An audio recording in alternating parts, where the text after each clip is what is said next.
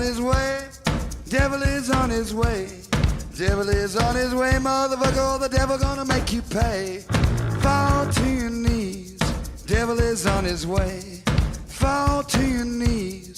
Devil gonna make you pay. Fall to your knees. Devil is on his way. Mountain Murders is an Appalachian true crime podcast. Some content may not be suitable for all listeners. Listener discretion is advised. We say fuck a lot.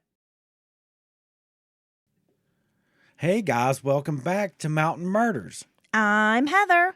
And I'm Dylan. Yeah. Okay. What's up? Well, I was just having some of this questionable iced tea that you brewed yesterday. This sweet tea I made? I don't know if I would call it sweet tea, Dylan. That's a bit of a stretch. Or have we busted it down to tea water? It's like tea water. Okay. Yeah. Maybe burnt tea water. I think I burnt the tea. I think you simmered a little longer than necessary. How long were you brewing that tea? Like 3 hours? It was slowly steeped. Over the course of the whole day? Yes, in the ancient traditions of my people. Who are your people? The Packers. Oh, okay. Yeah. I don't believe that. All right. So how are you? Man, I'm worn out. We spent the day fishing. Oh my gosh. It was a nice sunny day, which is wild. Yesterday, we had snow in western North Carolina, and the temperatures were frigid. It was so cold. Then today, sunny, warm, beautiful spring day. Yup. Doesn't make any sense. No, and we were pulling trout out left and right. There's just a whole mess of trout. Oh, we got a bunch of trout, yeah. Oh my gosh. You gonna tell them about my big trout? Oh, yeah. Then we swung up by a pond, and Heather drug out like a whale of a trout. It's like a 20-inch trout. It's 20 plus. Holla. Oh my gosh. Holla at your girl. About to have that fish fry. Well, Dylan, there is some interesting true crime news out of Georgia I thought we might touch on before we get into today's case. A convicted killer was charged with the murder of a woman who disappeared from Georgia back in 1982. So, long time coming. Marcellus McCluster, 64 years old, was indicted by the Chattahoochee County Grand Jury on March 28th for the murder of Renee Dawn Blackmore. She was 20 at the time of her murder. She was originally from Arizona and was a U.S. Army private stationed at Fort Benning, Georgia when she disappeared 40 years ago. Oh my God. Blackmore was last seen leaving her barracks on her way to Columbus, Georgia on April 29th of 1982. According to an article from the New York Times, she was a medic with the 197th Infantry Brigade and left the post on a borrowed motorcycle. The up-and-coming servicewoman was days away from a promotion and was praised by her commander at various stages during the investigation. Her wallet and sweater were found by the side of a road about 15 miles away from where she was last seen. Her remains were eventually discovered in June of 1982 off a logging road a few miles south of Cusseta, Georgia. I'm sure someone will correct me. She was shot to death. Yeah, and being on a logging road like that, like basically disposed of. You know what I mean? Hidden. Now, this guy, McCluster, was considered a possible offender within the first year of the homicide investigation, which at that time was overseen by the Georgia Bureau of Investigations and the U.S. Army Criminal Investigation Division. Now, it's unclear why authorities initially narrowed in on this fella, but the case kind of fizzled out and remained cold for decades. But in 2020, the GBI, the Georgia Bureau of Investigation's Cold Case Unit, was established and decided to focus on Blackmore's unsolved case. They got help from the Army, the Sheriff's Department, and the District Attorney's Office. Man, I love it when these investigators just, grab up an old case, pour all this new energy into it, new sets of eyes. And a lot of times they find one tiny little scrap of information, that's in someone's notes or some kind of a follow-up or a lead no one ever followed up on. But get this bullshit.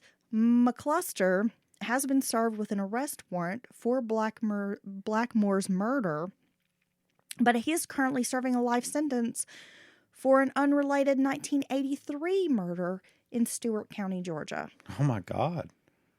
Yeah. So this guy is a shitbird. He's just a shitbird. There you go. That'll be interesting to see how that develops, but I'm always glad to see when cold cases are finally solved. Well, and it's good to know that this guy is in jail at least, even if it's on another charge, and maybe they can saddle him with this too and make sure he never gets out. Sounds like a damn menace. Definitely. All right, Dylan, are you ready to get into today's case? Yeah. We're heading up to New England. I'm gonna get my coat. Glastonbury in the 1980s was the quintessential New England suburb. The oldest homes dated back to pre-Revolutionary War. It had been settled in 1638, only 2 years after the first permanent settlement in Connecticut.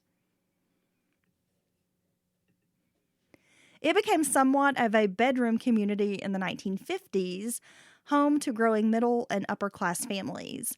The once small town's population soared to about 24,000 in the mid-1980s. And at this time, Glastonbury, Connecticut was about 97% white. And so for those who settled into the area with all its privileges and protective veneer, the idea of murder, deliberate, and cold-blooded crime was just not something people thought about. So this was basically a well-to-do area, right? A very well-to-do area, and we've heard the term WASPs. Oh, yes. This is a very waspy area. Okay, so At least in the 1980s. a specific type of person, right? Well, a lot of white people. But a kind of white people, right? You got Upper the middle class. upper middle class, probably strong religious beliefs, blah, blah, blah, right? Yeah. Okay. Some fucking crackers are what you're describing. Some crackers with money, Dylan. Crackers with money. Okay, Joyce Aparo was a 47-year-old single mother of a 16-year-old daughter who had 3 bad marriages previously. She was a former social worker who was then employed at Athena Healthcare Associates. Known as a dedicated employee, Joyce was never late. Earlier in the summer of 1987, someone had rear-ended the 1986 Volkswagen Jetta which Athena had leased for Joyce. She suffered whiplash, and since then the pain in her neck had been growing worse. One of the partners at Athena had encouraged Joyce to make an appointment with the best chiropractor in Waterbury, Connecticut. So on August 5th, when Joyce had not shown up for work on time, her coworker phoned the doctor's office to see if perhaps she had gone straight to the appointment instead of stopping by the office first. He learned that Joyce had not attended her appointment at all. Oh, well, that's not good. Michael Zaccaro, partner at Athena and friend of Joyce, dialed the phone at her condo, which is located on Butternut Drive, and there is no answer. So already people are starting to look for Joyce. Yeah, because she's never tardy, ever. See, it would take a while for people to come look for me. Like days. Yeah, no, not quite days, but certainly not in the hour. They wouldn't be looking for me because I'm late. They would be like, this is not out of character for Dylan at all to just not show up. Yeah, he would ever give you his word he was going to do something, then he would just blow you off and not answer his phone, so we didn't look for him. It's 2 p.m. He's probably still in bed. Trying to get woke up. Yeah.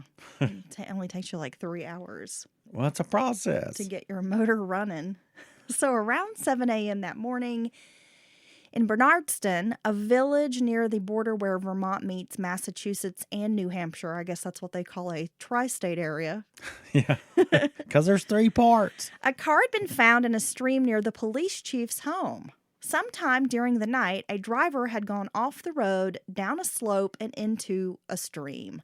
The 1986 white Volkswagen Jetta discovered had no license plate, and inside of the car had been completely stripped. There was no registration cards or insurance information in the vehicle. The key was still in the ignition. It appeared someone had gone to a lot of trouble to dump a nearly new vehicle while also concealing the owner's identity. So, have you ever seen like a car in the river or what submerged? No. I think it would be a strange sight for most people to see, right? It's unsettling. Yes, very. There were only a few audio cassette tapes inside the vehicle. The police chief jotted down the VIN number, and when he got to the office, he ran the VIN through the Massachusetts Motor Vehicle Bureau, but there was no car registered with that VIN in the state. He then drove to a Volkswagen dealership in Greenfield, where he asked if they could check the VIN. It was then he learned that the car was registered in Connecticut to Athena Healthcare Associates in Waterbury. So she drives a company car, right? Company car. Yep. And that must be nice. Must be nice. And so it traces straight back to them. In this economy, it would be nice to have a company car and a company gas card. Just saying. Oh, my God. I think you're talking about some executive perks at this point. A gas card? Whoa. I know, right? So it traces straight back to her place of employment. Yes. Okay. Zaccaro received a call from Chief Brolette about the car, which he knew was being used by Joyce Aparo. However, Zaccaro had already tried contacting Joyce that morning and didn't think the police chief would have success reaching her. Zaccaro thought there was someone who would probably know how to reach Joyce, her 16-year-old daughter, Karin. Karin was likely in Rowatton, staying with her violin teacher, Albert Markoff. Karin had been attending the Manhattan School of Music in New York for the last year and was known as a promising violin student. Her mother had paid for private lessons with this fella Markoff since June. Oh, so they're probably spending a lot of money on that, right? At first, Zaccaro thought Joyce had arranged to have the car stolen, or maybe she'd abandoned it herself. Ever since the car accident, Joyce had done nothing but complain about this Volkswagen Jetta. It wasn't running right.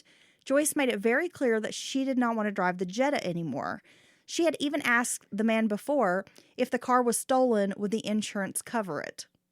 Oh, no. Zaccaro called his lawyer to ask if this could be something Joyce would do, and the attorney said it definitely sounded like something Joyce would do.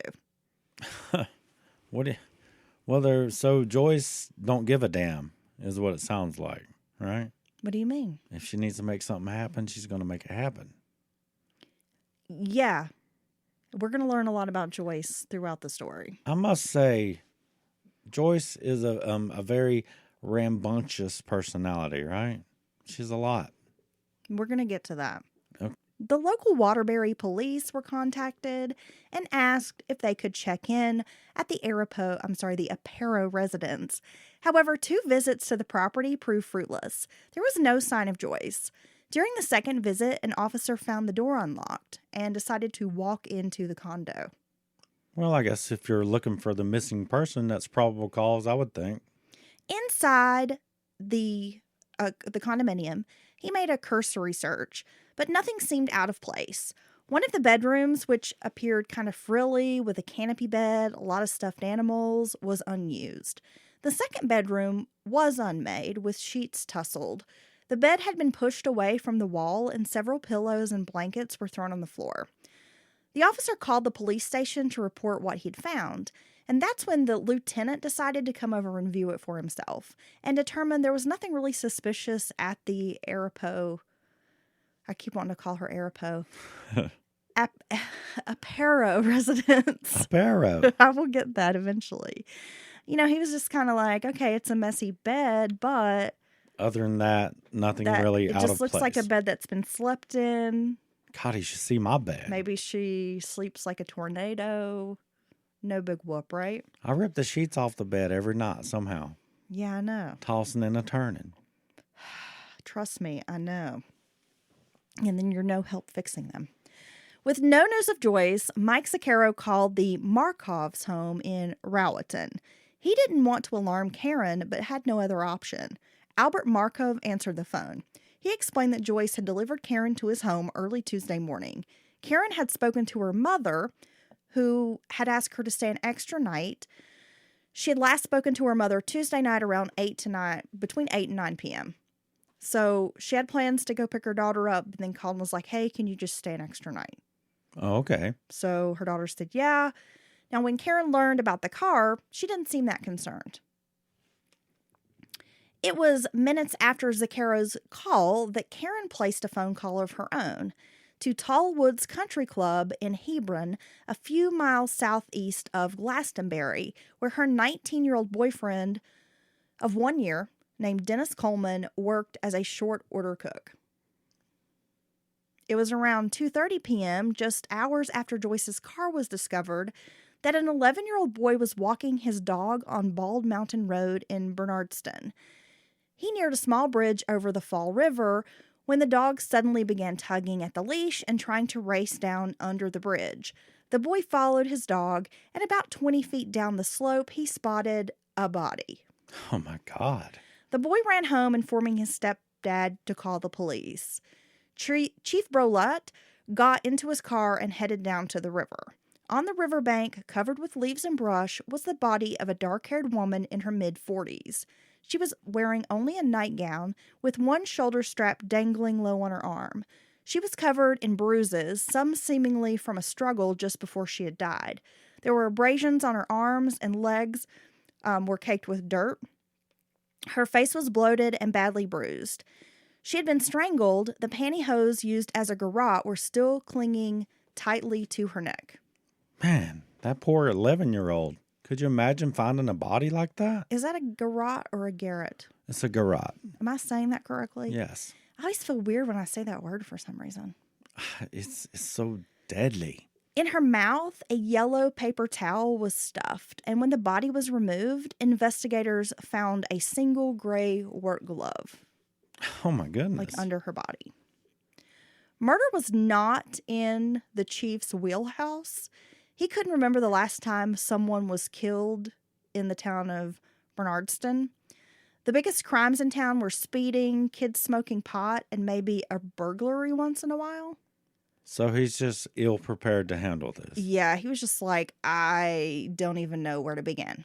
Right. Now let's talk about Joyce before we go any further with the story. Joyce Cantone was born in 1939 and the youngest child of a lower middle-class Italian family. Most of her siblings were adults by the time she was born. She grew up in a cramped second-floor tenement apartment in Hartford, Connecticut. It was not a happy home. Her father was a day laborer and an alcoholic. He abused his wife, as well as Joyce and her siblings. However, the family was deeply devoted Catholic, so her mother would never leave him. Yet there were other stories that Joyce told people, that her father was a sensitive and amazing man, a talented pianist. He wanted to be a conductor, like with a symphony or an orchestra, but her mother discouraged these dreams. Eventually, he committed suicide, though Joyce told others he died from alcoholism. Wow. So a day laborer who wanted to be a composer? A conductor. A conductor. Yeah. That's some pretty big dreams. Joyce was a pretty woman with dark hair and eyes, but she hated her nose. And sometime in the early 1980s, she did have a nose job. Joyce described having a horrible home life where she was abused and picked on by her mother and siblings. But her sister would later deny this, saying Joyce was the youngest and often given things the others had been denied, and was basically allowed to do whatever she wanted. Because by the time she came around, her parents were older, and they were just kind of over raising kids, so Joyce was allowed to run wild. So they were worn out at that point. Pretty much. Right? You know, Yeah. a few kids will do that to you. Kid 4 and 5, you're just like, whatever. Show up like twice a day and get some food. Try not to hurt yourself. And that's about all the direction they get. Joyce was described as a woman who kept most people at a distance and lived a private life. As an employee, a social worker, and administrator providing elderly care, Joyce was brilliant. The few people who did learn of Joyce's personal life were told about her daughter, a very talented girl, and Joyce was proud of her child's gifts. She was a perfectionist, opinionated, and knowledgeable about almost everything. She was often a sounding board for friends, but rarely sought advice in her own personal life. Neighbors thought she was cold and cruel. That's an odd way to describe your neighbor. Now, everything I'm saying about Joyce is what has been written about her.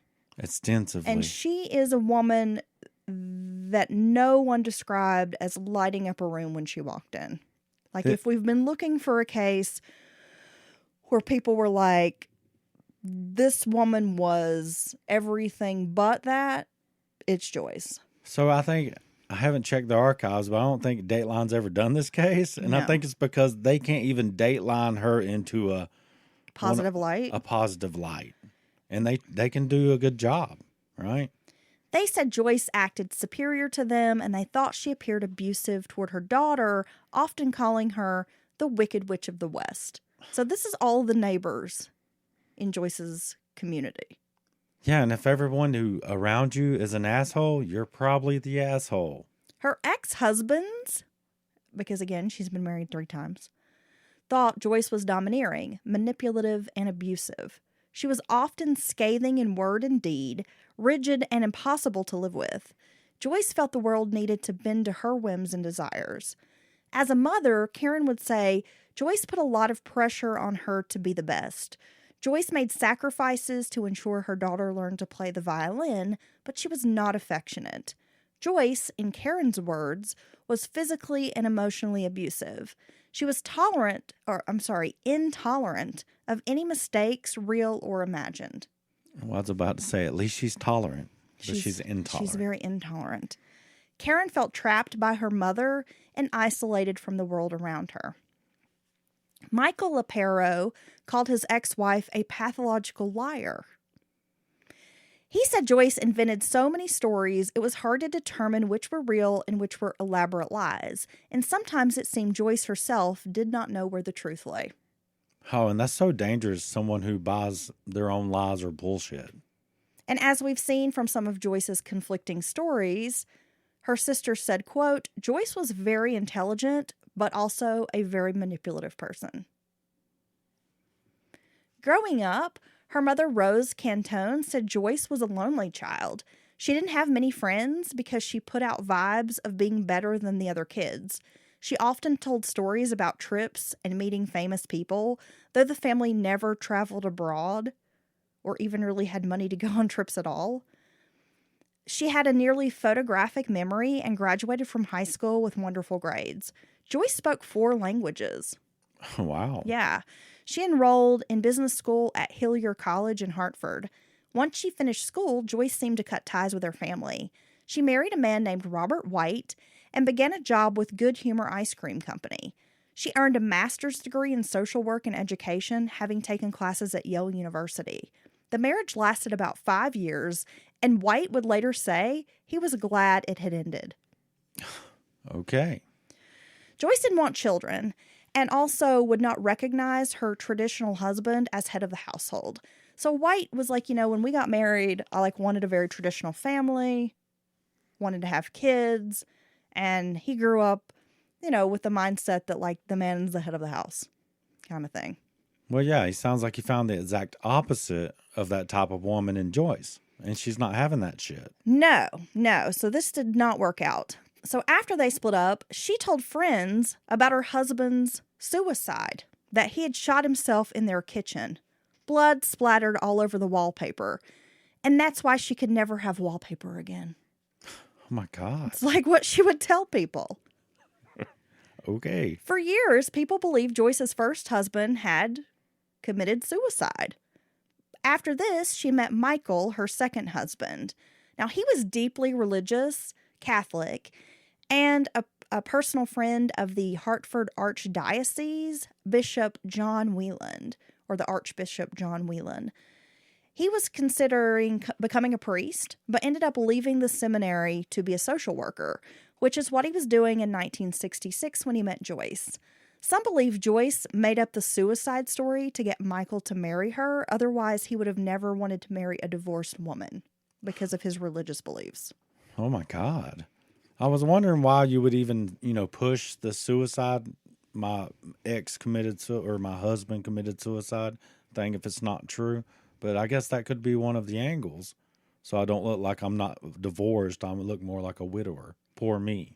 So because Michael is really good friends with the Archbishop Whelan, Joyce befriends the Archbishop as well and begins writing him these lengthy letters asking him for advice. And honestly, over the course of years, decades, it almost becomes like an obsession, or like she's fixated on this archbishop. Really? Yeah. Even later, she will tell her daughter that's her real father. Oh my God. More on that later. So the marriage lasted about 10 years. Michael never reconciled giving up the priesthood and spent most of his spare time on religious devotions, even going as far as constructing a small chapel in their home. Joyce didn't practice her husband's beliefs at all and actually spent time with spiritualists, attending seances, and exploring esoteric studies.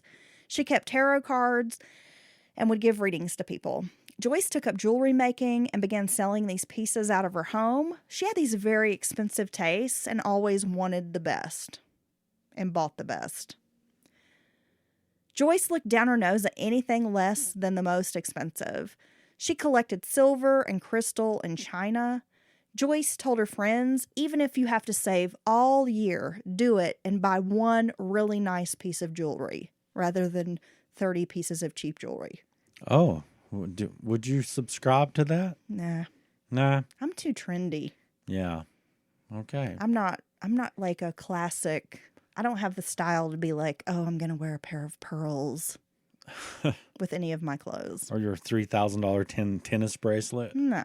No? I mean, I have a couple of nice pieces of jewelry, but you see how rarely I wear those. Well, you don't want to wear them to go to Walmart? Not with my sweatpants. Okay. You think it'd clash? No. Okay. Joyce, who didn't want children, learned she was pregnant in 1970. She was furious. The child was not part of her plan. She threatened to have an abortion, and Michael felt rejected by Joyce, the pregnancy, and began seeing a psychiatrist. He felt like she was totally blaming him for this baby. Joyce even considered allowing her brother to adopt the baby. Karin Elizabeth was born February 12th of 1971. Now, at the hospital, Joyce was bitter about the baby and told relatives she would put her up for adoption.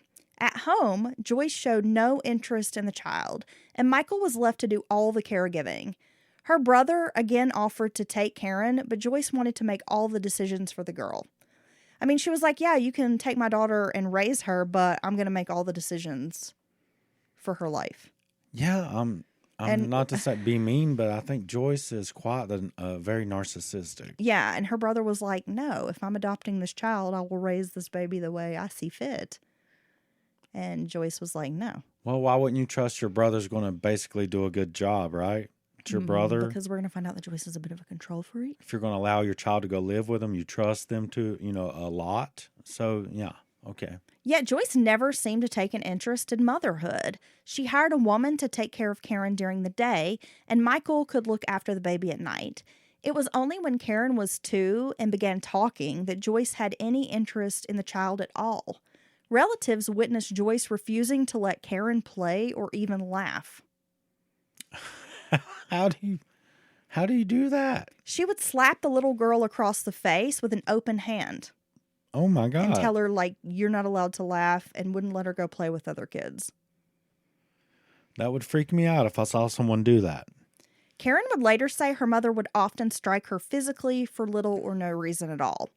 Joyce placed her daughter in a Montessori school when she was 3 years old, but quickly grew angry when the child was not learning to read fast enough. Joyce pressured the child to complete work, and the teachers noted the Montessori program, they want kids to work at their own pace, and they tried explaining this to Joyce, like that is not our method, and if Karen's not picking up something right away, it's okay. It's okay. She's 3 years old. We're looking for her growth. But Joyce said, nope. During one incident at school, Karin was being kind of whiny and tired and didn't want to put her jacket on and wasn't doing it fast enough. So Joyce backhanded the girl and sent her flying into a water fountain where she cracked her head. Okay. The 4-year-old didn't cry at all. She wasn't allowed to cry. Well, I can't imagine that anyone else there would not report her for that. Well, the teacher was like, WTF, right? So the next day, Karin had this huge knot on her head, and the teacher ended up making an anonymous report to Child Protective Services. Joyce, being a social worker herself, was able to explain it all away. God, I forgot. Yeah, she has connections to the local office that they're not going to do anything towards her. By then, Joyce and Michael were fighting constantly and headed for divorce. Michael would later say that these fights were typically over his objections to the way Joyce treated their daughter. Yeah, the punching her in the face, I don't agree with that. Joyce often told Karin it was her fault they had gotten a divorce. Because she was born, her dad could never be a priest. And she told the girl that he had been very abusive to Joyce, even though that never happened. And later would tell Karin, your dad tried to throw me over a balcony one time and kill me. Oh, my God. Yeah. It's a lot. Joyce is a lot. She's a lot. It's hard to live with her. She kind of reminds me of my own mother a little bit, I'll be honest. Well, I mean, it's obviously all about her, her way or the highway. Joyce reminds me of my own mother, but like Joyce has these really high expectations for Karin and wants her to succeed. And my own mother didn't like have any expectations for me and like didn't want me to succeed, but still kind of acted like Joyce, if that makes sense. So you get Joyce minus the at least pushing me to succeed. Yeah. Nice. Yeah. That makes for when I was reading this, the research, the book and everything for this, I was like, this reminds me of someone I'm very close to. It was when Karin was in first grade that Joyce enrolled her in violin lessons at a local music school in Hartford. And part of this was because, Karin was very small and she was not doing as well in school as Joyce thought she should be doing. And one of the teachers was like, well, maybe she's kind of bored. And sometimes music can help kids like refocus their brains or whatever. Yeah. So that is one of the reasons why Joyce decided to enroll her into violin lessons. So after only a few lessons, Joyce told everyone that Karin was a prodigy. Oh, wow. Karin was a latchkey kid. Now, this part is very disturbing about Karin's childhood. So she was a latchkey kid who began skipping school in the mornings when left alone to catch the bus. She's 6 years old at this time. A latchkey 6-year-old. So keep this in mind. Joyce left a long list of chores for Karin to complete when she got home from school. And if she didn't do them to her mother's satisfaction, she was slapped or hit and then made to redo them. So wait a second. This kid gets herself off to school in the mornings and comes back home before her mom gets home. Yes. Wow, that's a lot for at 6. A 6-year-old. And is expected to clean the house. Oh my God. She was not allowed to answer the phone when she was home alone and not allowed to play with other kids. Joyce expected Karin to stay inside alone. Karin turned a closet into a fort with stuffed animals and began hiding there. She would later say it was her only safe space. Well, that can't be that comfortable of an environment for a 6-year-old girl to live in. I mean, any kid, anybody would feel lonely living that kind of a life, Well, at 6, Karin was given a house key and expected to stay home alone for hours at a time. One teacher recalled a day when Karin was especially somber, having been crying before school. And when asked what was wrong, Karin explained she was excited to see her dad, and when Joyce found out, she flushed Karin's fish down the toilet. Okay. That's just, I don't even know what kind of, that's not even overbearing. That's disturbing. She's a bitch. To kill a kid's pet. She's a monster. Because you didn't like them doing or saying This woman something. is a monster. Okay. Neighbors had even called CPS multiple times to report abusive behavior. In June of 1978, Karin was 7 years old. A neighbor had seen the child skip school, like she had went out to the school bus when her mom was leaving, but then she watched the kid go back in the house. So, of course, this woman was concerned, and when her husband got home, she told him what had happened. So he decided to go over to the Aparo house to check on Karin. Joyce happened to answer the door and became enraged when she found out her daughter had skipped school. About 30 minutes later, Joyce appeared on this man's doorstep with Karin. She was squeezing the child's arm and said she owed him an apology. The neighbor said, I was just concerned about this little kid being home alone. You don't owe me an apology. And Joyce said it won't happen again, and then turned and started punching Karin in the face repeatedly. What? Then dragged her across the street, hitting her the whole time. I don't know if I could allow someone to do that without trying to intervene, honestly. I don't care if it's their kid or not. That would really freak me out. The man happened to be a Department of Child and Youth Services board member and filed a formal abuse complaint. A 3-month investigation was launched. It confirmed neglect, but found no abuse. Yeah, there you go. That's your system at work. The abuse grew worse over the years, and according to Karin, her mother would make her stand in the middle of the floor while Joyce was in bed, and she would go over Karin critically from head to toe. Her hair was in her face. She was getting fat. She needed to hold her chin up. You'd get a double chin if you don't hold your chin up. You've got terrible posture. Just, critiquing her daughter's physical appearance. Man, when a poor, helpless child, lives with someone like this and there's no other adult to intervene, and this is what they have to live with, you're just talking about this long-term, extended, horrible trauma. I mean, just traumatic at the most traumatic it can be. And that's just crazy. Joyce would buy Karin more expensive violins and then threaten to take them away. She forced her daughter to practice for hours on end and then would tell her the playing sucked. She's just so mean. Karin's music teacher, a woman named Constance Sattler, said, quote, "That woman was insane. She was a dangerous personality, and I thought so from the time I met her." I mean, It's everyone who comes in her orbit does not seem to have a very good opinion of her. So that was my, Joyce bit. We're going to get back to the morning of. The police chief, he's found this vehicle. Some hours later, there's a body. So he places crime scene tape around the area. Now, again, this is not in his wheelhouse. He does not really know how to conduct a murder investigation. He noticed there were no marks in the dirt except for the shoe prints belonging to the 11-year-old boy who had found the body. It had rained earlier that morning, so other footprints were likely washed away. Other than that, he was like, I don't know what to do. So he called investigators from the Massachusetts State Police, and they arrived at the crime scene to take over the investigation. That's when the chief made the connection between the found car earlier that morning and the missing woman in her 40s, who was now found murdered only about 1.5 miles away from the abandoned Volkswagen. And I think that sheriff was being professional at that point, saying, hey, this is above my pay grade. It's, not my thing. And calling other people in. I think that's the right thing to do and a good job. It was soon determined that the victim was Joyce Aparo. The Connecticut State Police were contacted along with Major Crime Squad, with the Connecticut State Police's Major Crime Squad, which sent out 2 veteran detectives. Mike went to Greenfield to identify the body. So people from her place of work had to go ID the body, yeah.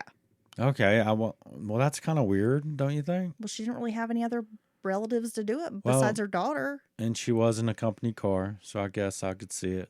Okay. But she didn't have, there was no one else. She didn't have a lot of friends. That's true. She wasn't married. She was estranged from her family. And I wonder why. Because she's mean. Yeah. Really mean. And so Zaccaro and the other partners didn't want to put this burden on a 16-year-old kid. Okay. To go ID her mother's body. That makes sense. That's traumatic, right? Okay, so Karin had her violin teacher drive to the Aparo condo, but police had already sealed it off and were not allowing anyone inside. They instructed the girl to go to police headquarters, but also noted it was odd that she never asked about her mother or why there were 3 cops at her house. Because at this point, she only knows that her mom hasn't been seen. She doesn't know anything about the missing car. She doesn't know that her mother's been murdered. And she's been staying away for like an hour's drive away or something, right? And she has no idea what's going on. No. But she didn't ask any questions. No questions. Okay, that's got to be a bit odd. At the police station, Karin spoke with law enforcement, but they didn't tell her Joyce had been murdered until they made a positive ID. Karin then placed a phone call to her father and a second to her boyfriend, Dennis. She told her boyfriend she needed a place to stay, but didn't feel comfortable staying over at her dad's house. Then Karin was informed that her mother had been murdered, and police were stunned by her reaction. They had prepared for the worst case scenario that this young woman would just flip out, be an emotional wreck, but Karen's only response was a single tear. Okay. Well, that's, if you were the cop and you told someone their mother, a 16-year-old boy or girl, their mother had been murdered, what would you expect them to do? The first Kind of flip out reaction? and scream, why? That there would be some emotional turmoil, that it would be dramatic. And the question, what happened? Who did this? Yeah. Questions like that, right? Yeah. Okay. Joyce's ex-husband, Michael, was stunned by the news, appearing to be in shock. Karin asked to make another phone call to Dennis Coleman at this time. Now, this is when things get interesting, Dylan. There is a secretary that, police department secretary, who is working, typing away on her, typewriter, whatevs, back in little topper 1987. Yeah. And Karin wants to make this phone call, the second phone call to her boyfriend. The lady's like, sure, you can use that phone.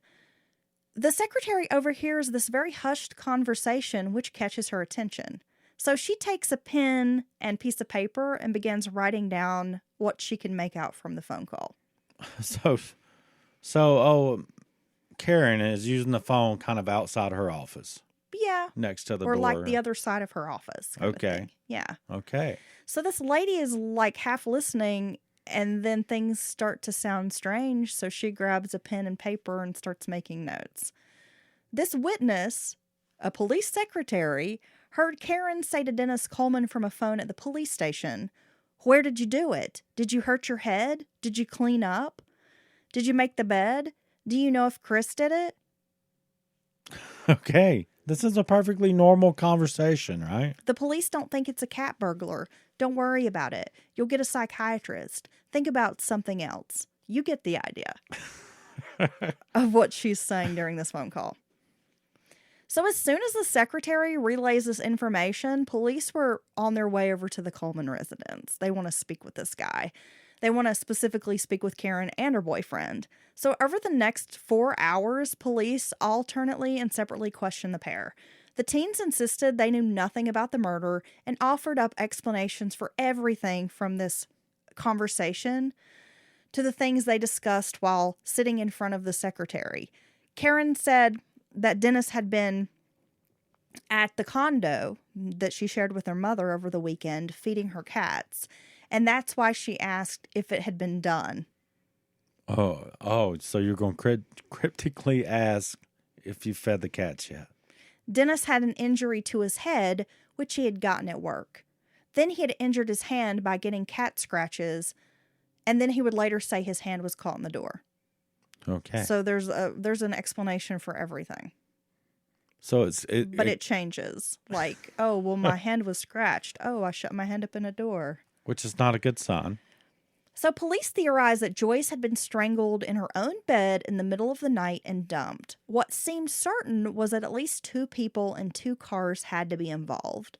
After the autopsy was performed, investigators went back to the condo to reevaluate the scene. They figured the bed had been moved away from the wall during the struggle, and perhaps the pillows on the floor had been used to stifle Joyce's screams. There was a $10 bill and a Texaco gas card on the coffee table, which ruled out robbery as a motive. Karin had spent the evening at Dennis Coleman's house after she finds out her mother's been killed, right? So she's just hanging out. Stays over at her boyfriend's house. And the following morning, she makes a phone call to her best friend, Shannon Dubois. Karin informed her friend that Joyce was dead. And when Shannon arrived at the Coleman house, she told her friend, I just can't imagine who would do such a thing to Joyce. She's telling Karin, I don't know who would kill your mother. That's just terrible. When Shannon asked who did it, Karin looked down at the ground, then admitted it was Dennis Coleman. Okay.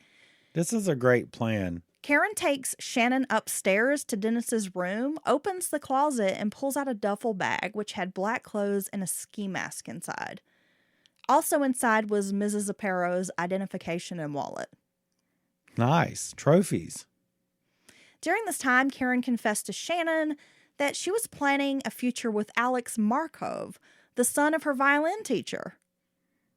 Not Dennis. Not Dennis. Okay. Oh, my God. And Alex is 24 at this time, and he is a pretty famous violin player. A well-accomplished, world-renowned violin player. A violinist, yes, is somewhat famous. Okay. You can even find him on Spotify. Well, it's I have to say, I can't play any musical instrument, but the violin seems to me be one of the harder ones to get very, very good at. Seems like it takes a lot of dedication, which I'm sure many other ones do as well. But yeah, don't you think so to a degree?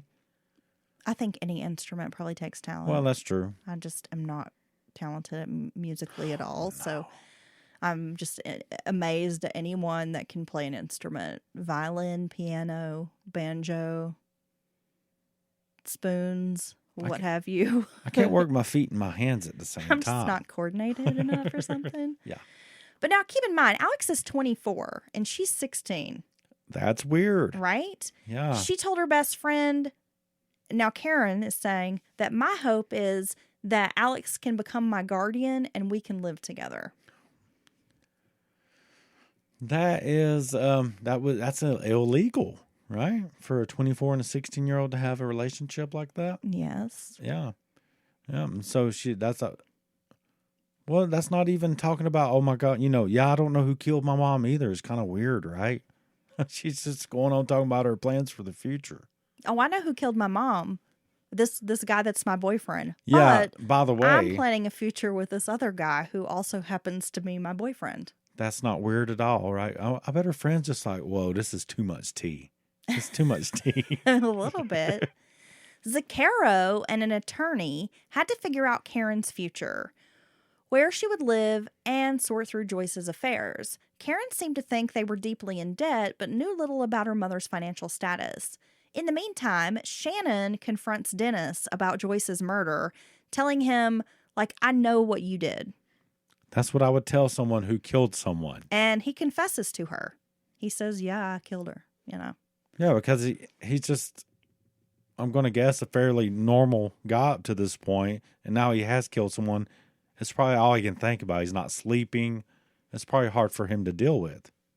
Well, after a meeting with the attorney, it turns out that Karin is going to inherit about $300,000 from her mother's estate.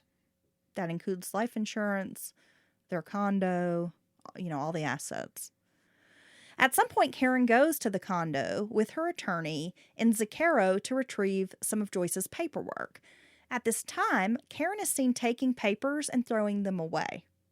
When confronted about this, she shows the attorney a letter written by Dennis Coleman that says, quote, "To my dream girl, I will do the deed. I promise you." Wait a second. Dennis wrote a letter and left it there for her? She claimed to have found the note tucked between her bed sheets. Karin was told to turn over the note to police, which she told the attorney she would do. She's like, I will. I have nothing to hide. I bet the attorney's like, look, I don't know what you guys are into, but I feel like my hourly rate's going up, right? When police ask about this note, Dennis says it was simply about building their future together. He was asked about the evening of the murder, and Dennis said he was hanging out with friends, watching horror movies, and drinking. Police asked him directly if he killed Joyce Aparo, and later Dennis's father will ask his son, "Did you do it?" And the boy will confess that yes, he did. Well, then explain away this poem you wrote called "I Killed Joyce," Dennis. Explain this poem to me. I didn't kill her, but if I was going to kill her, this is how I would do it. This is if By I Dennis did it. Coleman. If I did it. It's the same ghostwriter that OJ used. OJ actually got Dennis to write that book for him. I see. Okay. So Dennis is ready to tell anyone that basically that he did it. Well, except for police. Right. Yes. Joyce's funeral was scheduled for Wednesday, August the 12th, 1 week after she was murdered. A few days before the funeral, Karin announced she was leaving with the Markovs to attend a concert in Philadelphia, Okay. which a lot of people found very odd. Her mother has just been killed, murdered, dumped, and Karen's running off to a concert with her 24-year-old secret boyfriend That's so and his gross. family. Yeah, like nothing, like it's just no big whoop. Yeah. Yeah, it's just like, okay, I'll see you guys later. I'd planned to go to Carowinds with my friends. I don't want to miss that this weekend. So she's not going to stop anything. Yeah, and at one point she was saying, well, I'm not even sure I'm going to make it back in time for the funeral. Oh, so we're not even going to the funeral, your mom's funeral. She is being very smart with But this. she did make it back, and attendees thought Karen's behavior seemed odd at the burial. As she went to climb in the awaiting limousine after the funeral service and her mother's been buried, Karin turned to the crowd and was like, will everyone clap as I make my grand exit? What the hell, dude? That's a very strange statement. You think? My grand exit? Are we supposed to clap? Yeah, that's what she Nobody, wants. yeah, nobody claps at a funeral. Nobody. For any reason. I've seen people like crack open a can of beer at a funeral, Yeah. but I've Right. never seen anyone clap. Let alone everyone clap. Mm-mm. Doesn't make sense. As I make my grand exit. What is this, like the Phantom of the Opera? So this is strange behavior on her Karen's part, right? It's very strange behavior, Dylan. Yes, and it's just it's a lot of it. So I wouldn't know what to think if I was a family member or friends of the family or just knew of these people in any capacity. It's very strange. After the funeral, everyone gathered at Shannon Dubois' home. And at this point, Karin had started staying with her best friend Shannon and Shannon's parents. Karin called Dennis over, and this was the first time that she'd seen him since the morning after her mother's murder. It was then that Karin asked him about the details of the murder. Karin then told the family attorney what Dennis had told her and asked for advice. So everybody's chilling after the funeral. I'm sure there's a lot of food. People are, standing around kind of reminiscing about Joyce, whatever. Karin gets her boyfriend to come over and is like asking him the details of the mother's murder. The details of her mother's murder at her mother's funeral. Yeah. With her mother right there in the casket. Well, this is like at the friend's house after. Dylan. Okay, but still. Yeah. Nah, that's pretty weird. Then as soon as he tells her, she goes to the attorney and is like, well, he told me this. What should I do? Well, the attorney's like, you need to tell the police. Yeah, yeah. At a certain point, you have to, right? Karin gets a ride from Mike Zaccaro, and on the way to the police station, she explains that Dennis had killed Joyce because she wanted to keep the couple apart. Oh, okay. This is all on Dennis, right? Yes. We didn't discuss him killing my mother. Not one time. Though there were troublesome details, the police didn't want to initially consider Karin a suspect, but she had known details of her mother's murder, which she did recite without any emotion. And police found this very unnerving. Well, That a 16-year-old girl could be so callous and just no emotion whatsoever yeah, well, it when seems... discussing these brutal details of her mother's murder. Well, hey, let's be honest. You got the nature versus nurture, conversation you could have. Being raised the way she was, she has no emotional connections to Joyce. Well, we know that, but the police don't know this. Right, but that's scary. So they're just sort of dumbfounded by this girl's behavior. And it's scary that could make this girl this cold. I mean, honestly, if that's what it did it, which I think that's what did it.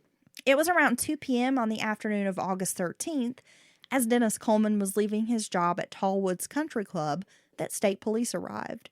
It was as if he knew what was coming. Dennis paused while detectives read him his rights and told him he was being charged with murdering Joyce Aparo and for conspiracy to murder the woman. If convicted, he would face up to 80 years in prison on both charges. Damn. So he's arrested, taken in, and his bond was set at $150,000, which in 1987 was quite a lot of money. Yeah, that's a good chunk. And even though Dennis is young, if he was to catch 80 years, that would be basically his entire life in jail. I know he would probably get out a little earlier, but still, he's looking at doing 40 plus years, right? Yeah. That's a lot. But investigators didn't feel the case was concluded with the arrest of Coleman. There were still too many unanswered questions, like how he had managed to get Joyce and her car from Glastonbury to Bernardston, dump both, and get back home to arrive at work on time. Investigators felt Coleman had to get help from someone. Well, that makes sense. Another search of Coleman's room gave them enough pause and forced them to take a new and different look at his girlfriend, Karin. Inside Coleman's bedroom, it was covered from floor to ceiling with photographs of Karin Aparo. It was like a shrine dedicated to the 16-year-old. Oh, wait. He's got like one of those creepy movie walls of pictures snapshotted of said subject. Yeah, to police, it seemed that Coleman had an obsession with his young girlfriend. Inside his desk drawer, detectives found a bundle of letters written between Dennis and Karin. Like a huge stack of letters. Probably 300 letters. Oh, my God. The contents of these letters was enough to turn Karin from bereaved daughter to an active, willing participant in the murder of her mother, Joyce. She put it on paper. However, Dennis was tight-lipped, refusing to help police and even bucking the advice of his attorney. Nothing could make Dennis open up. There was another letter found among the stacks from a young man named Christopher Wheatley, who was Coleman's friend, and seemed to indicate that the young man, Wheatley, was fully aware of Dennis and Karin's plot to kill Joyce for a long time.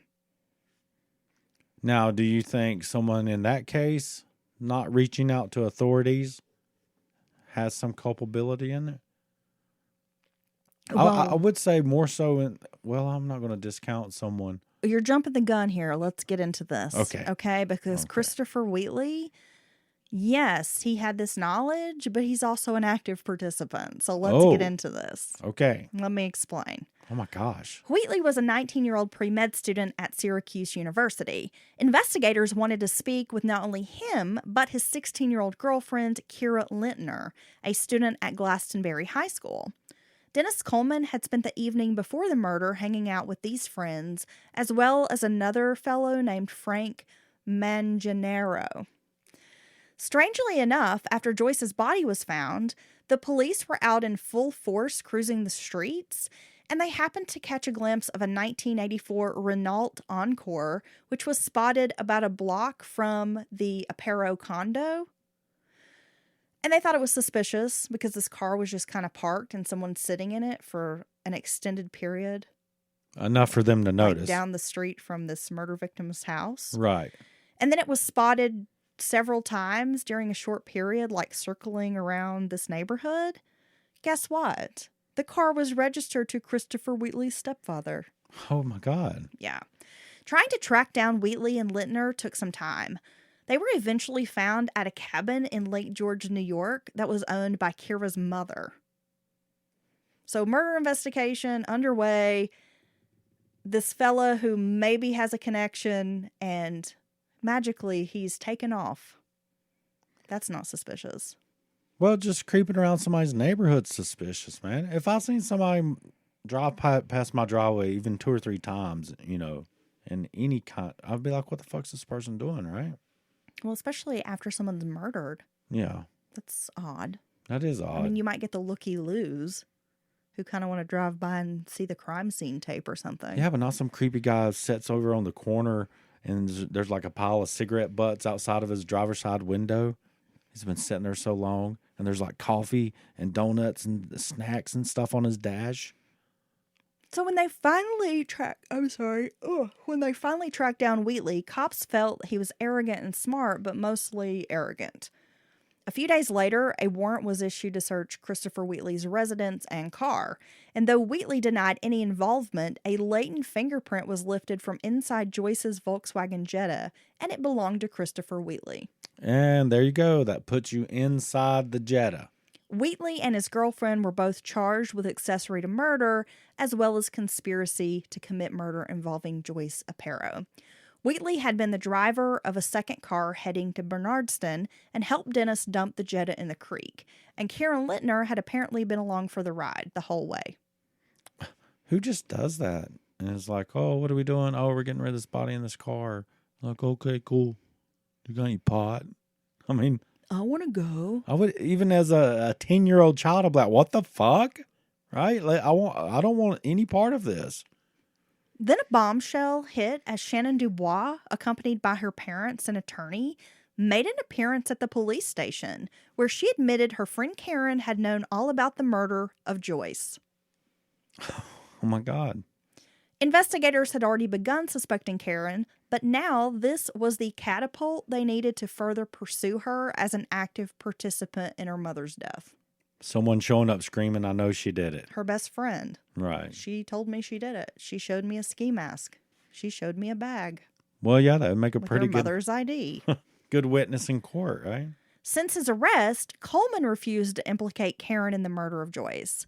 To get Dennis Coleman to talk, investigators informed the young man that Karin had been the one to turn him into police, and they also handed over copies of letters and Karin's diary, which discussed at length her sexual relationship with Alex Markov.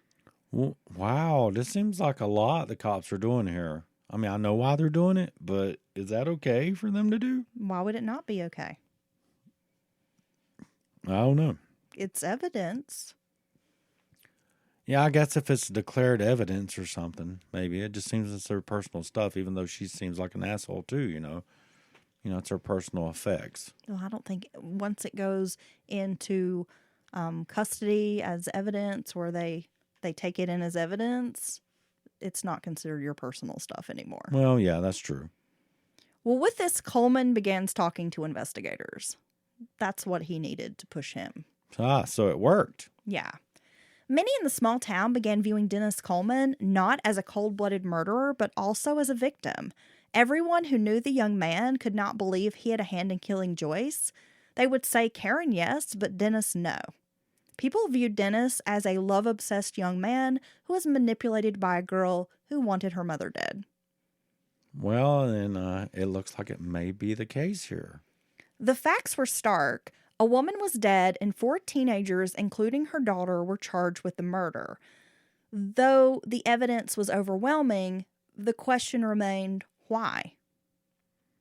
Well, yeah, I think motive is very important in all cases. But some folks offered up a reason, a motive. Karin had been a victim her whole life, brutalized not only physically but emotionally by her mother. The girl was a prisoner in her home, and her mother the torturous warden who held her captive, controlling every move the child made. So that is what many felt the motive was just simply Karin needed to get away from Joyce and felt it was the only way. No, and that's... I mean, I'm not going to say she deserved to die, you know, Joyce. But, you know, that wouldn't surprise me if that is the reason that Karin struck out. So what do you think about that?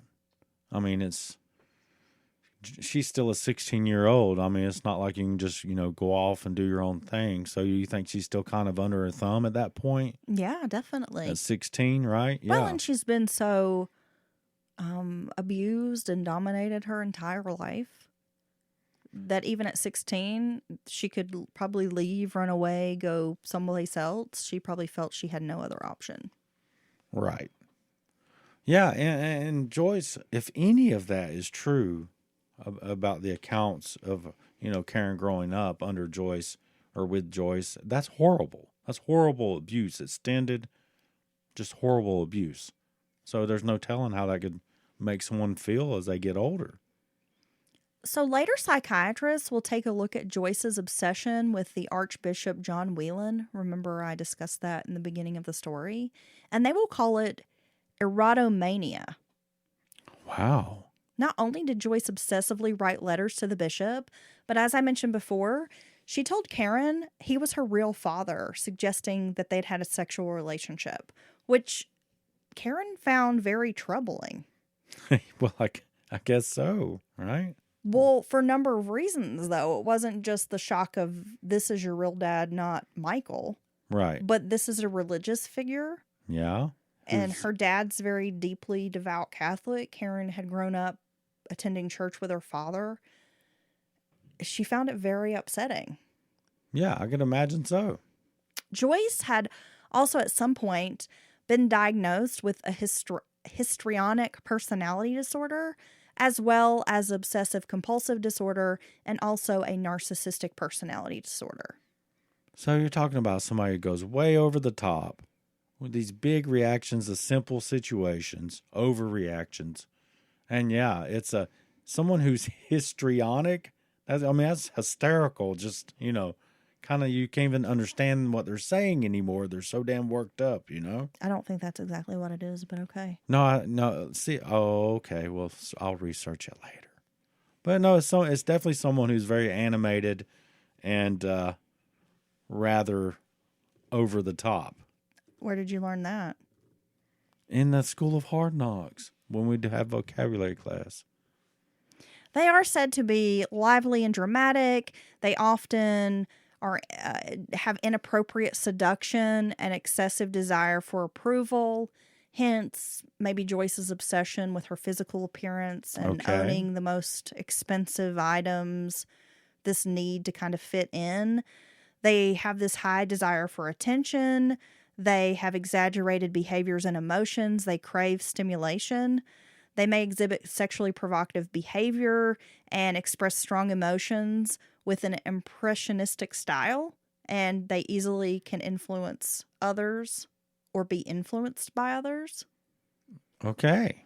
They can have features like being very egocentric, self-indulgent, and persistent manipulative behavior to achieve their wants and desires. I'm going to start trying that. Persistent manipulative behavior to win something for Dylan. So I wouldn't exactly say it's hysterical, Dylan. No, I was obviously wrong on that part. It is But a big personality. But it is a big personality. Over the and top. Someone who definitely knows how to work all the angles to get the response they need. Right. No matter how you respond to them, they're just going to keep on with their persistence. Right? Yes, Dylan. Thank you for your professional opinion. And that is what I believe. It's very valued. When examined by psychiatrists for trial, Karin will also be diagnosed with a number of personality disorders. Not only did Karin suffer from PTSD, but also eating disorders due to her mother's critical view of her appearance. And these doctors are basically like, look, Karin was made to be the way she is by her mother. Oh, wow. Like, because Joyce had, now this is what these trial doctors are saying, of course. They're probably paid to say this, but they were like, Karin it's possible she may have had some issues, just in general, but, personality disorder. But if she had not been raised in this environment, she may have not had these issues. These issues seem to be a direct result of having lived with her mother who had these personality issues or disorders. Yeah, I get that, right? So it seemed that Karin had been discussing the death of her mother soon after she started dating Dennis Coleman. Karin would never come out and say, kill my mother, but she would constantly tell him, I wish she was dead. Yeah, and that's typical of these types of relationships. Sometimes there's like, will you kill my mom for me or my dad or whatever? But a lot of times it's just over a long term, or they keep telling them.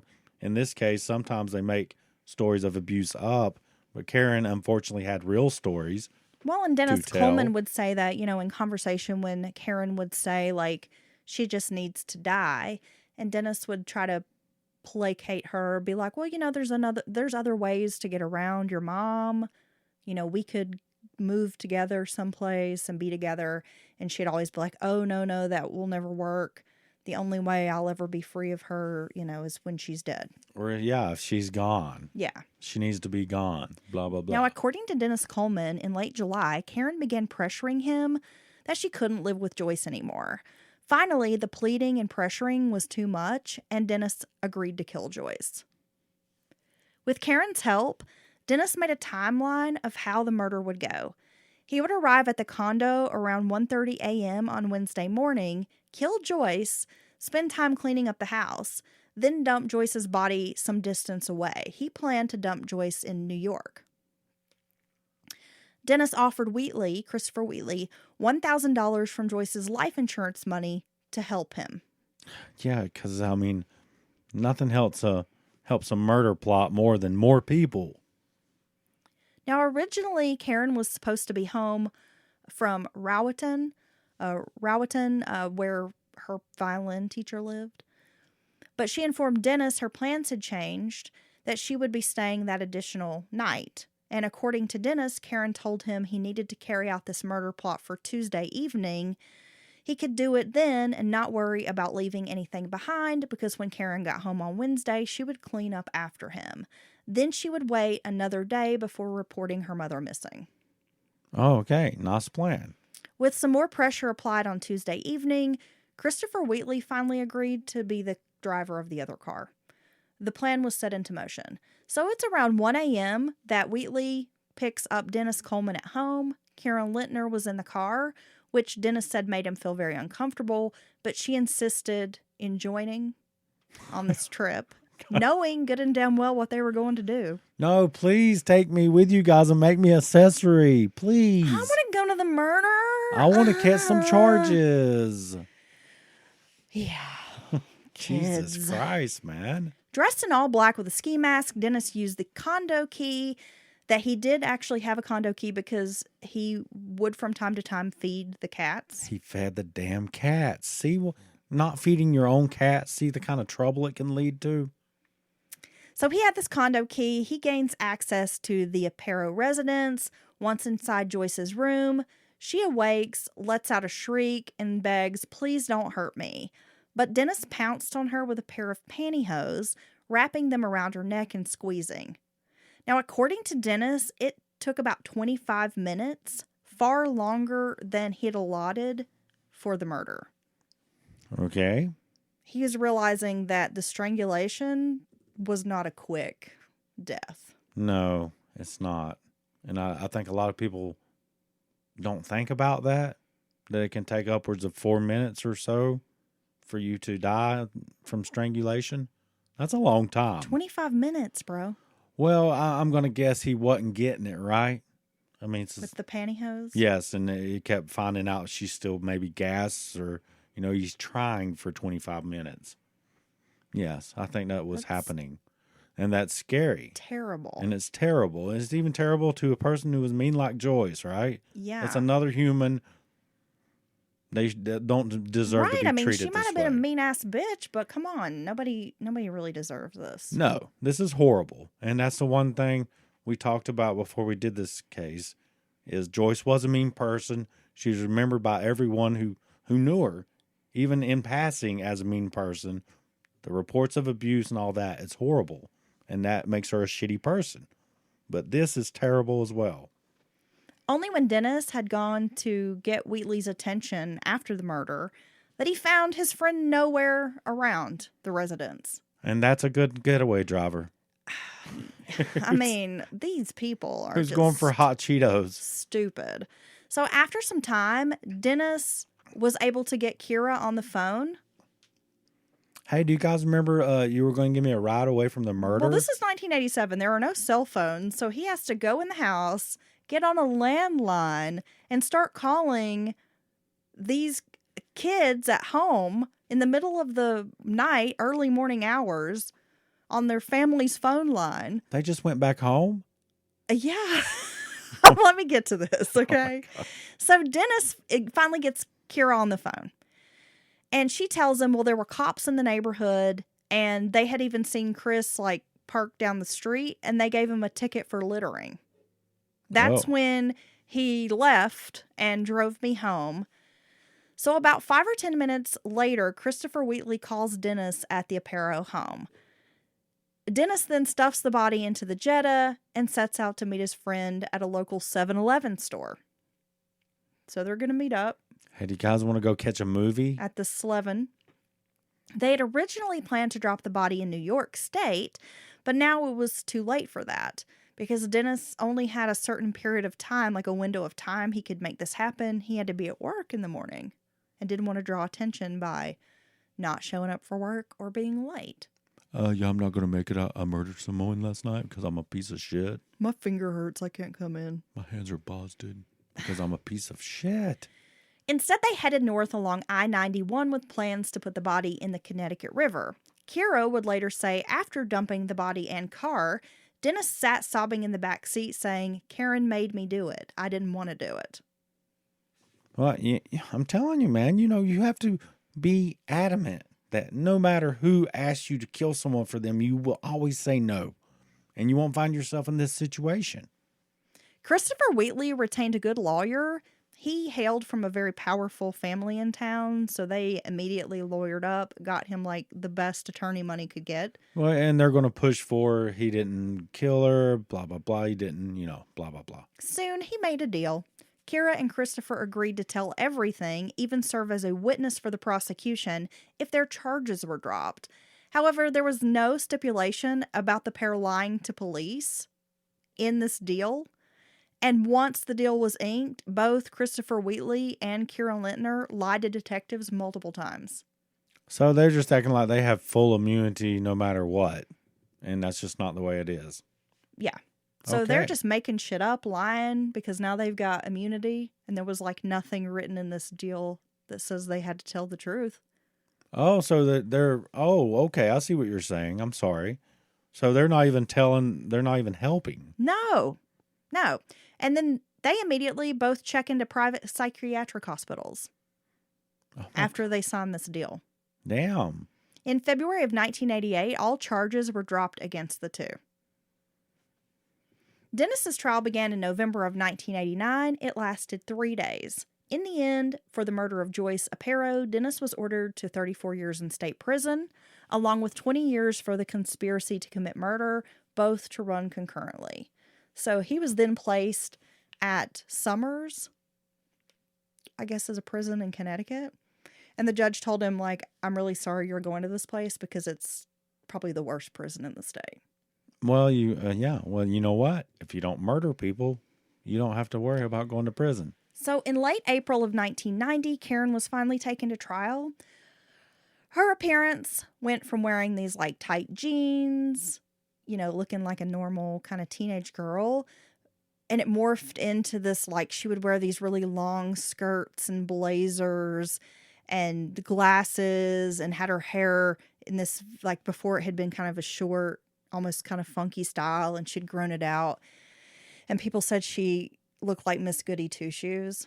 Oh. Like, that's what everybody says is like, oh, look how she changed her appearance completely for court. And that people do try to do that. Would you? I don't even think you would.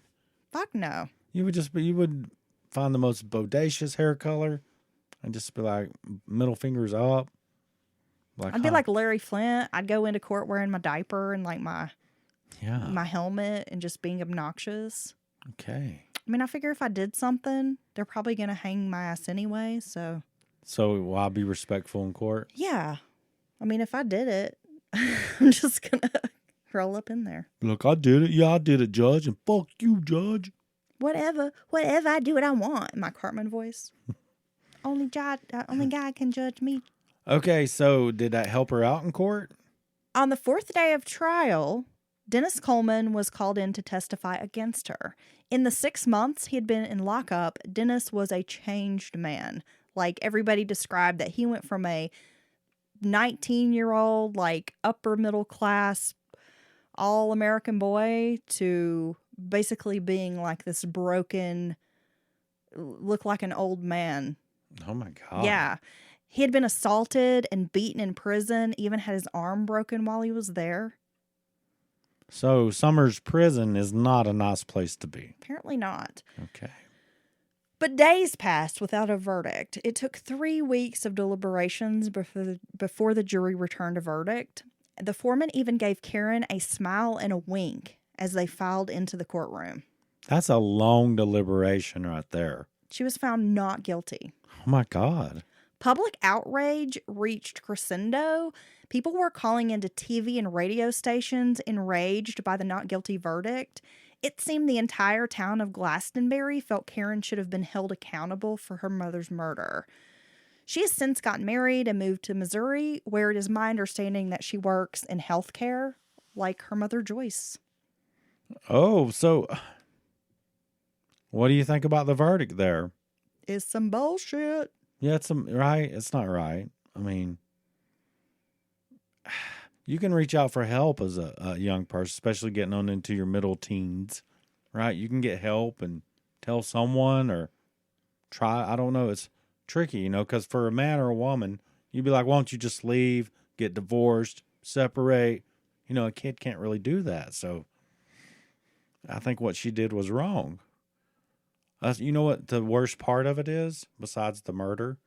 Manipulating someone else to do your dirty work. No, that's terrible. And she obviously learned that from her mother. So I mean, a lot of people involved in the case that knew Joyce, including Joyce's ex-husband, Karin's dad, was like, she absolutely learned this behavior from her mother. This is the same kinds of tactics and manipulative behavior, conniving, sneaking. It's all the same shit her mom did. So you would think someone like Dennis doesn't meet Karin ever in his life. He would probably never commit a crime had he not met Karin and been with Karin. Any crime, let alone murder. Well, and it's obvious that Karin did not give a shit about him. I mean, this is what I think, just based on the information and research, is that Karin wanted to be with this guy, Alex. Yeah, the sexy violin guy. He's 24, worldly, talented violinist. Shared interest. Traveling all around the world. Probably has money, right?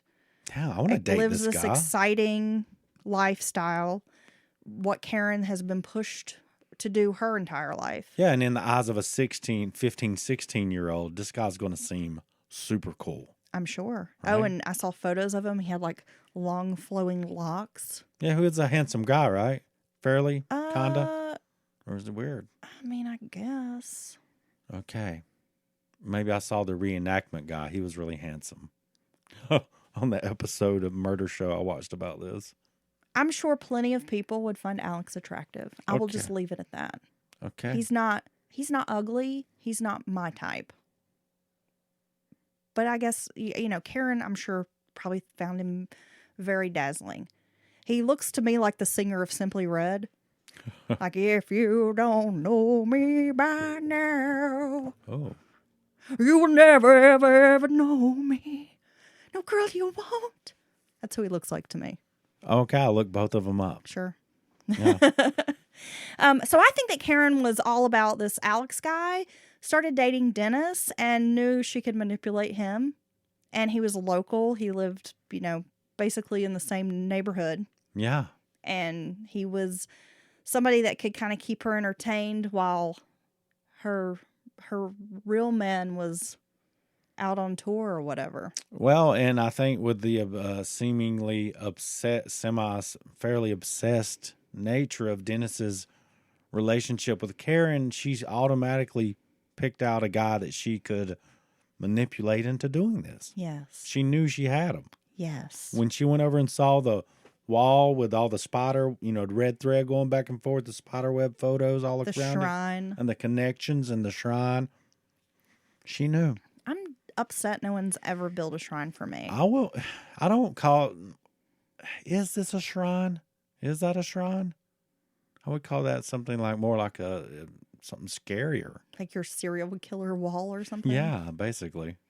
My obsession wall. I don't know what true love is, Dylan. I've never had a shrine in my Okay, life. well, thank you for that. story. It's a very bizarre tale. Well, I mean, you know, we've told some stories like it, kind of similar, and you always have this person with this big personality who manipulates the fuck out of somebody. And I think this is yet again one of those cases. Okay, so for my research today for this case, I read Beyond Obsession by Richard Hammer, the shocking true story of a teenage love affair turned deadly. Oh my God. I had to pull up Damn. the whole name of that. And then we watched an episode of, what was that show, Dylan? I think it was The Perfect Murder? Yeah, that's what it was. Mother Dear was the name of the episode, the title. And that episode was season 5, episode 3. I gotta say, You can find it on Discovery Plus if you have access to that. And then I used a lot of old newspaper articles because of the time period. This happened in 87. There were a lot of newspaper articles from Connecticut, Boston, Massachusetts. It was picked up in New York. And this is a pretty big case in New England. well, I could imagine so. Yeah, it was a good one. It was a good story. Yeah, so we love the true crime shows because the reenactments and whatnot. Man, I'm telling you, they must have so many shows like that now that these actors are getting to. I mean, it's funny to watch them, even especially if you know a case and you watch an episode. Just watching there because you know they're okay. For one, they're cramming in 30 minutes, which is really about 22 minutes after commercials, right? And they're just wadding the story all together. And It's very dramatic. the woman who was playing Joyce in this one, and Karin for that matter, they were not very good, and it was funny. You just have to watch it. But yeah, Yeah, the lady who was playing Joyce reminded me of like super bad soap opera acting or something. oh my gosh. So yeah, it's kind of funny to watch some of those shows because of the poor acting in the reenactments. Yeah. They're very entertaining. I mean, I don't know how they cast these shows. And I told Heather, I was like, I feel like they just pick people off the street. Like, hey, do you want to be on our true crime? Okay, you pretend you're Joyce, and you just have to act very hateful. yeah, I tell you, you know, she gets one fact wrong, and people are sometimes very few people, but people are like, "Oh my God, I can't believe you were doing that about the victim." And these shows are not showing. I mean, I don't know. It seems sacrilegious. Well, in true crime, it seems like nobody wants to be cruel or Critical. say anything critical or bad about a victim. They're all painted in these wonderful lights. And that's the thing with this podcast. I mean, I've always just been like, hey, I'm going to tell you all sides of the story. I'm not going to act like this person was a saint when everybody's like, no, they were a horrible person. Right. And people thought Joyce was a terrible person. I mean, there were literally people in this book who were like, when I found out she was murdered, my first thought was, well, that's not a surprise. Plenty of people would want to kill her. Yeah, and I mean, you earn a reputation like that. It's not easy to get a reputation. And that's not to say that someone like Joyce deserves to be murdered. That's the not point. at all. No. But just because she was a victim doesn't mean we can't discuss the fact that there was a lot of evidence that she was very abusive to her daughter. Yeah. See, and that's not okay. I mean, even Joyce's sister in the book discussed when Karin was a child, you know, Joyce brought her over, and Joyce's behavior and treatment of Karin was so horrible that Joyce's own sister was like, I can't believe that you treat your child this way. And Joyce basically told her to F off and left and didn't speak to her again. That's crazy. Ever. I couldn't watch somebody manhandling a child like that. That'd be crazy. All right. She was a lot. Joyce was a lot, but I definitely think Karin should have been punished for her involvement. I think she absolutely played a part in this. She was the catalyst for all of it. See, that's the thing. And somehow she played the system and walked away scot-free. Well, that's the thing right there about her she was certainly responsible. Which truly seems like an injustice. Yup. There you go. Well, thank you for that. That was a good story. All right. If you have any feedback, you can email us, mountainmurderspodcast@gmail.com, and we will be back on Wednesday with our midweek episode. Dylan, do you have any final words? Yes. Like Jerry Springer, your final thoughts? Goodbye. How about love one another? Yeah, try to love one another. Try to love one another. Yeah, and don't borrow her Nissan and go cheat in it. Don't do that. Don't borrow her Nissan. Yeah, don't go cheat in her car and then come back to where she's at. That's trashy. Okay, I have no idea what that means, so we're going to end it there. Thanks. Bye.